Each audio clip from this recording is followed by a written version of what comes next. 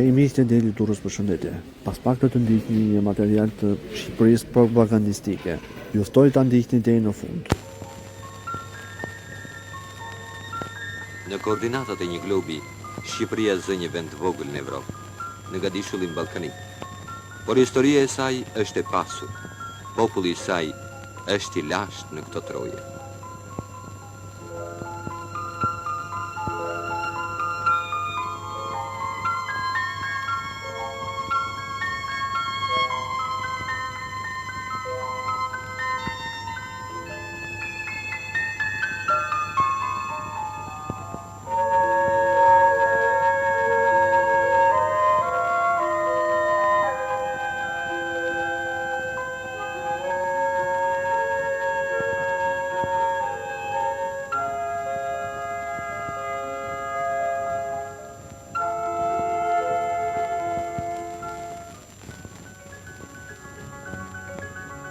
Dy dete të pellgut mes dheut, lagin brigjet e saj, Adriatiku dhe Joni. Në veri dhe verilindje Shqipëria kufizohet me Jugoslavi, ndërsa në jug e juglindje me Greqi.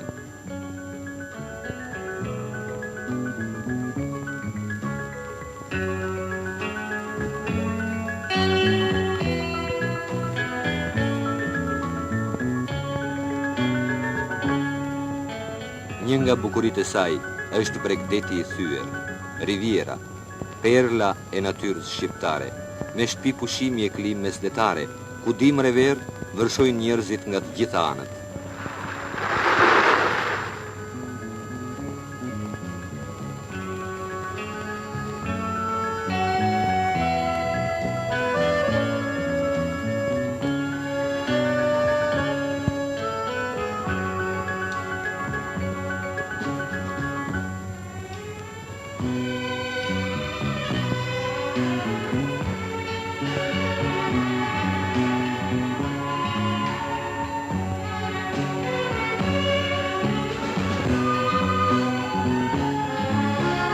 Është bukuria e kësaj natyre këtu në Ksamil, që bëri të vinë qindra e qindra të rinj nga krahinat të ndryshme të vendit, e në një tokë djerë të ndërtojnë një qytet të re në mes të gjelbërimit të përhershëm.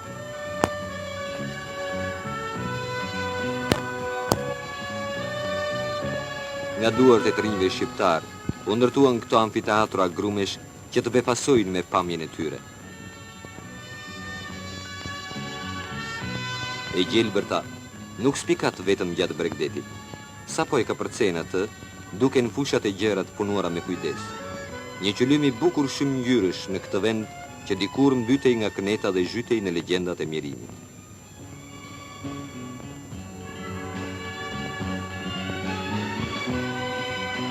Edhe uji për këto toka ishte një legjend, por atë që se bën do të shekujt e bën njerëzit e këtyre dekadave.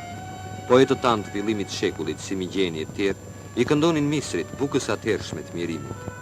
Cili shqiptar apo udhëtar i huaj do të mendonte se një ditë Shqipëria do të prodhonte vetë bukën e saj. Por le të kapërcejmë fushat e ulësirave bregdetare perëndimore dhe le të ngjitemi në thellësi të maleve, të cilat zotrojnë peizazhin shqiptar.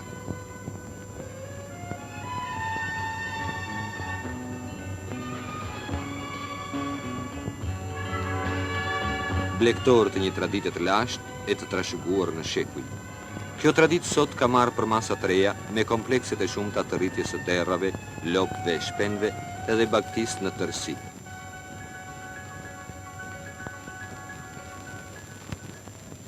Vargmalet e veriut. Djepi i eposit të lashtë kreshnik ngren krye mbi hapësirat e 2000 metrave. Në romantikën e maleve, me gurgullimat e lumenjve e ujvarave, mpleksen sot gjëmimet e një nëntoke plot minerale.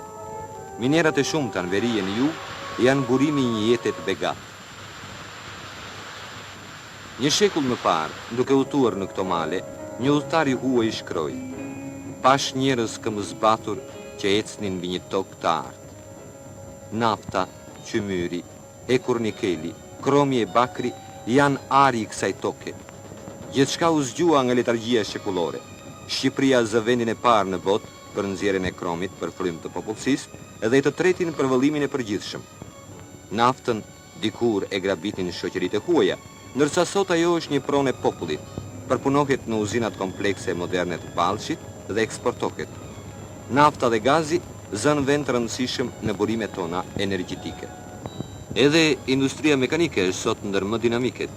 Ajo zhvillohet me ritme të mëdha, duke plotësuar 95% të nevojave të vendit për pajisje teknologjike për nevojat e industrisë, bujqësisë, ndërtimit e tjerë. Disa kombinate tekstili sot në Shqipëri janë një kontrast i madh me ato vegje të zgjahe të 40 vjetëve më parë.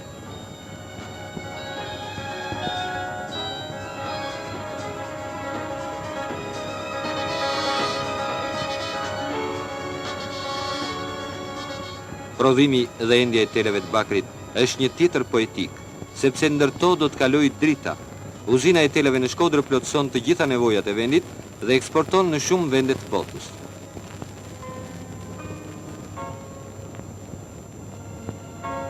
Edhe kështu telat nisin shtektimin e tyre nga lumi Drin në përgrykat e maleve për të quar dritën e hidrocentraleve të Vaudejës, Komanit, Fierzës, Anemban.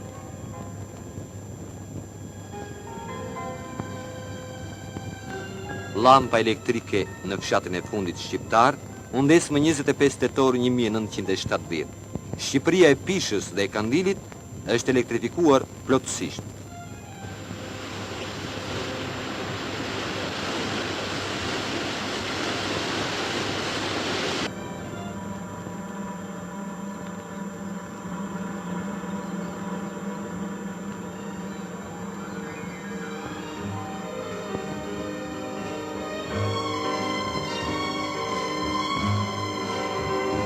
Krahas udhëve të asfaltit, anemban Shqipërisë, shtrihen linjat e udhëve të hekurta.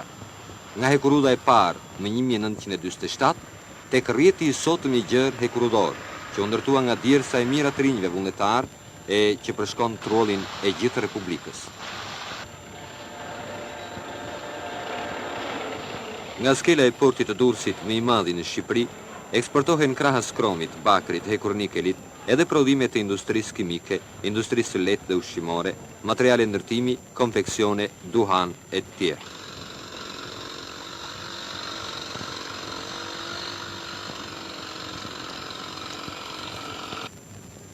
Shqipëria e 3 milionëve me një popullsi të moshës mesatare 26 vjeç dhe jetë gjatësi mbi 73 vjeç. Historia dhe bota shpirtërore e shqiptarit të sotëm zëfill në mugtirat e mijëvjeçarëve, plot luftra dhe përpjekje me një popullsi autoktone i lire. Qëndresa e popullit shqiptar arriti kulmin me herojin kombëtar, legjendar, Gjergj Kastriotin, Skënderbeun.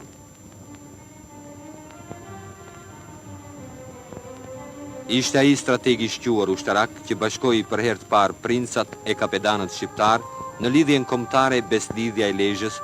Ishte ai që udhëhoqi luftën e madhe të shqiptarëve kundër perandorisë osmane për 25 vjet rresht, duke kthyer Shqipërinë në një mburoj të qytetërimit evropian.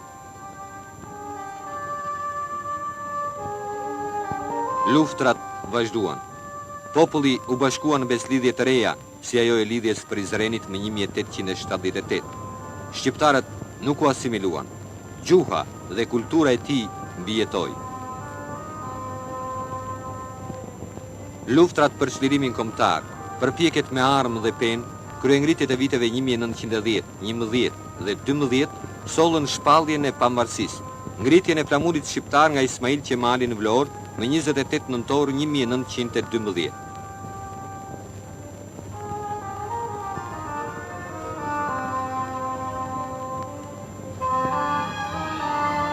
Krijimi i shtetit të ri shqiptar prishi planet e fuqive të mëdha europiane, të qarqeve shoviniste të Ballkanit, të cilat kurdisën coptimin dhe lënien e një pjese të tokave shqiptare jashtë kufive të saj.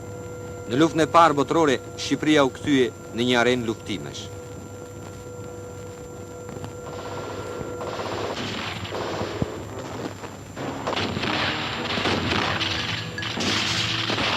Në kaosin e madh të pas luftës, shqiptarët u ngritën në luftë kundër ushtrive kushtuese italiane në Bregdetin e Jugut. Lufta e Vlorës u kthye në një epope fitimtare të historisë kombëtare. Fshatarët dhe vegjëlia dolën të zhgënjyer nga lufta. Mbretëria obskurantiste e Zogut duke ndjekur politikën e dyerve të hapura, ja hapi rrugën pushtimit të huaj. Në 7 prill 1939, fashistët italian pushtuan Shqipërinë. Në atonet të rënda terrori, Enver Hoxha bashkoi komunistët dhe më 8 nëntor 1941 themeloi Partinë Komuniste Shqiptare. Ishte kjo parti që ndezi kushtrimin e luftës dhe bashkoi popullin e armatosur. Në zjarrin e luftës së 17.000 partizanëve u thyen divizionet e blinduara italiane dhe ushtrit naziste të dislokuara në Shqipëri. Kjo luftë heroike i kushtoi Shqipërisë gjakun e 28.000 dëshmorëve. 29 nëntor 1944, populli këndon këngën e lirisë. Një epokë e re nisi, rindërtimi i Shqipërisë demokratike mbi gërmadhat e luftës.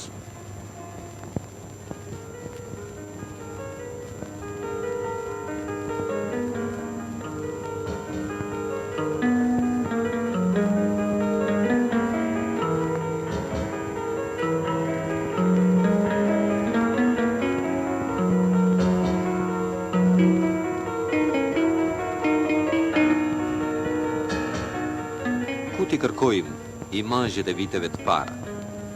Ato kanë mbetur vetëse në kujtesën e popullit. Socializmi krijoi një tjetër tablo në të 28.000 km2 të vendit.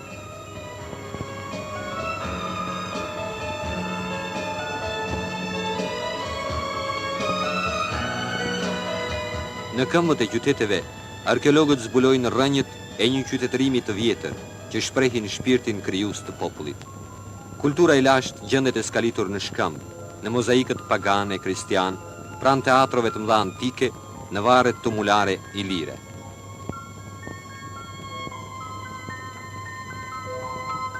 Monumentet e kulturës shfaqen nga Iliria në mesjet, me një vazhdimsi etnike të pandërprerë. Në shekullin e 16 spikasin ikonat dhe muralet e shqiptarit Onufër, piktorit mirënjohur për prirje e shprehje realiste për ngjyrën e tij të kuqe të papërsëritshme.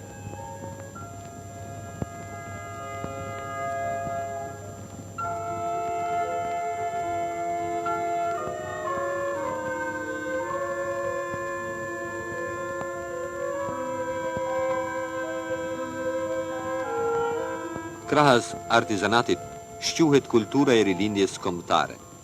Artistët e ngjyrës i kënduan natyrës, njeriut dhe shpirtit kryengritës të shqiptarit. Në këtë gjurmë e tradita realiste, piktorët e kohës son sollën në për tablo luftëtarët e mëdhenj të lirisë. Nëna Shqipëri mleth në prehrin e saj të rënët. Artistët e daltës i kanë derdhur heronjt në bronzë dhe ata janë kudo.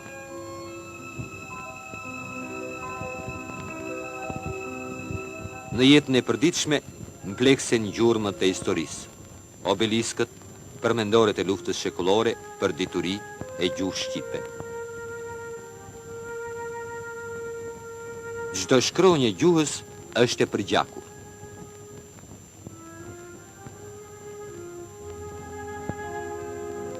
Mesazhet e parë të shkronjave shqip, që ngrihen mbi bazën e lirishtes, vinë nga formula e pagzimit dhe meshari Buzukut më 1555, e pastaj nga librat e Budit, Bogdanit e tjerë.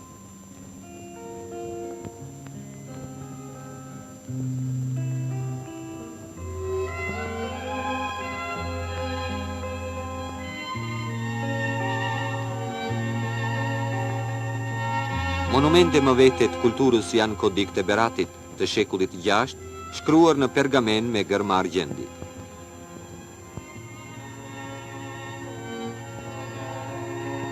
Mbi gjuhën shqipe, si gjuhë indo-evropiane, punuan shumë dietarë të mëdhenj, siç janë edhe studiusit e kohës son, profesor Aleksandr Gjuvani dhe profesor Eqerem Çabej. I pari la pas një vepër të gjerë në fushën e gjuhësisë, të historisë së letërsisë dhe shkencës pedagogjike. I dyti bëri kurorëzimin e studimeve mbi gjenezën dhe origjinën e shqipes me veprën e tij studime etimologjike në fushë të shqipes.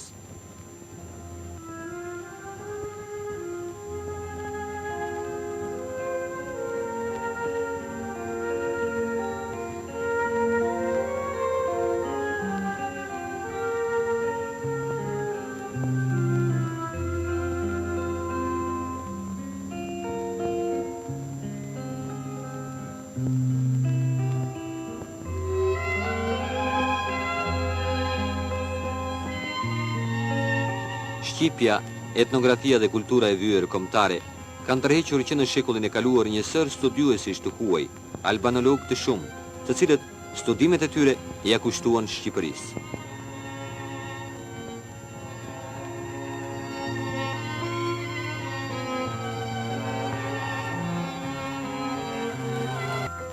Kultura shqiptare çdo ditë më shumë merr për masa të reja. Në auditorët e universitetit, Mira Quadro çdo vit hyn në jetën e gjallë të prodhimit material e të krijimit artistik. Në fondet e arkivave ruhen këto imazhe të viteve të para pas lirimit, kur Shqipëria ulej në bangot e kurseve kundër analfabetizmit.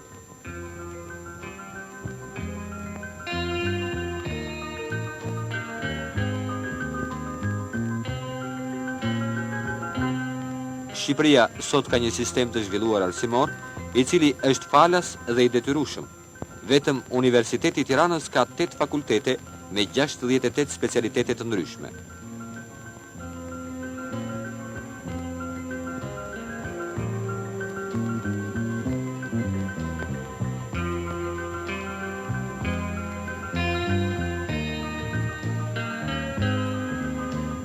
Letërsia shqipe u zhvillua në përshekuj nga autor dhe poet të shquar, që nga Buzuku e Barleti, Naimi e Migjeni, e deri te Kadareja e Agolli të ditëve tona. Letërsia jonë e re, gjithnjë më shumë, po bëhet e njohur edhe në lexuesin gjerë botëror, si me Dimri i Madh, generali i ushtrisë së vdekur, Nën Shqipëria, Shkëlqimi dhe rënia e shokut Zylo e të tjerë. Sot Shqipëria ka lidhjen e shkrimtarëve dhe artistëve, Akademinë e saj të shkencave, e cila u krijua më 1972. Në çdo fushë të jetës son është mendimi filozofik marksist-leninist dhe kontributi i veçantë i Enver Hoxhës. Të rjetën e tij, njeriu më i madh i kohëve tona e shkriu për popullin. Tirana, kryeqyteti i Shqipërisë, ka mbi 200.000 banor. Njerëzit ecin qetësisht në gjelbërimin e rrugëve të qytetit të dikurshëm të 200 minareve.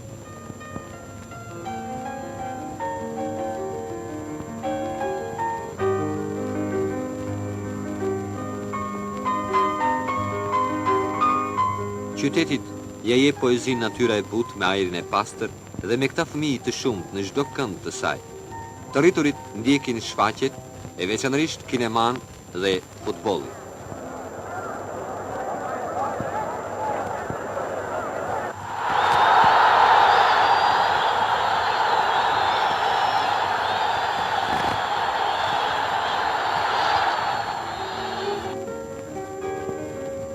Në mbrëmje, krahas veprimtarive të tjera, televizioni tërheq vështrimet e qindra mijëra njerëzve. Në të mund të ndjekësh folklorin e pasur me këngët dhe vallet popullore, të cilat janë ndërtrokitur nxehtësisht edhe në skenat e ndryshme të botës. Mund të ndjekësh muzikën e lehtë dhe orkestrale, simfonike dhe popullore, kostumet shumë ngjyrshe që vijnë nga duart dhe fantazia e artizanëve të vjetër, shekuj me radhë.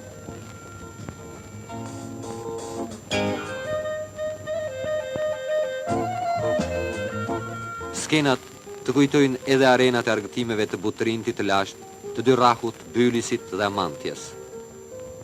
Po këngët, ato si kur burojnë nga malet e larta e vijnë plot jehon gjerë pranë amfiteatrove e sallave të koncerteve.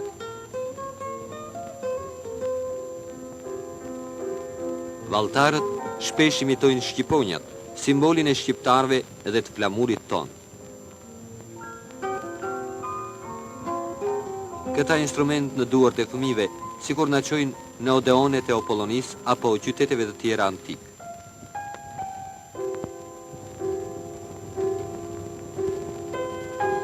Diku në qytet mund të vazhdojë edhe xhirimi një filmi të ri.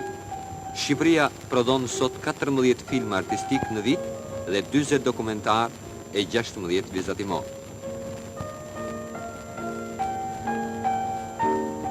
Vjeshta është veçanërisht e